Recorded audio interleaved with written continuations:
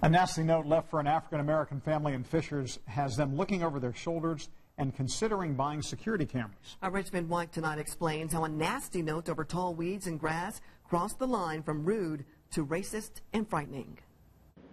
The African-American family living in this Fishers home, in short, was told this isn't a ghetto. Clean up the weeds and grass or find somewhere else to live. The note was shoved into the mailbox while the Sullivans were out of town for the holiday weekend.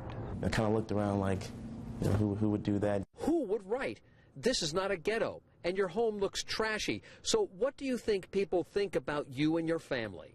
It's racist undertones, it's disrespect, it's a lack of respect. I mean, it just kind of tells you what people think about you, you know. Chris Sullivan says he couldn't mow the backyard before leaving town, and that tree-like weed was out of control when they moved into the rental 2 months ago.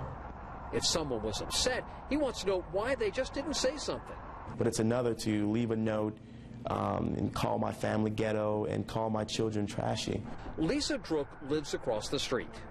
If this showed up in your mailbox, what would you be feeling? Oh, I'd be mad. I would be very mad. The Britton Ridge subdivision is a solidly middle-class neighborhood. Most homes are well kept. Jody Princell is moving into a remodeled home. She read the note. It's a little frightening. I mean, who knows? Sullivan believes his is the only African-American family in the neighborhood. This, in addition to other incidents, doesn't make him feel safe. People follow us to the park in 2 months, watch us play with my kids, and then when we leave, they leave. The note suggests the family consider leaving and moving into an apartment.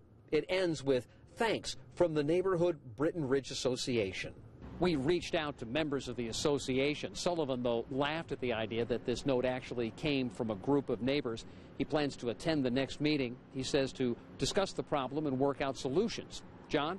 All right, thank you, Rich Van Wyk and Fishers. Now, according to the City of Fishers website, they receive between 250 and 300 complaints from neighbors about tall weeds and grass violations every year. Under city law, grass cannot grow any taller than 8 inches, and if the city has to take action, the homeowner could face a fine between $250 and $750.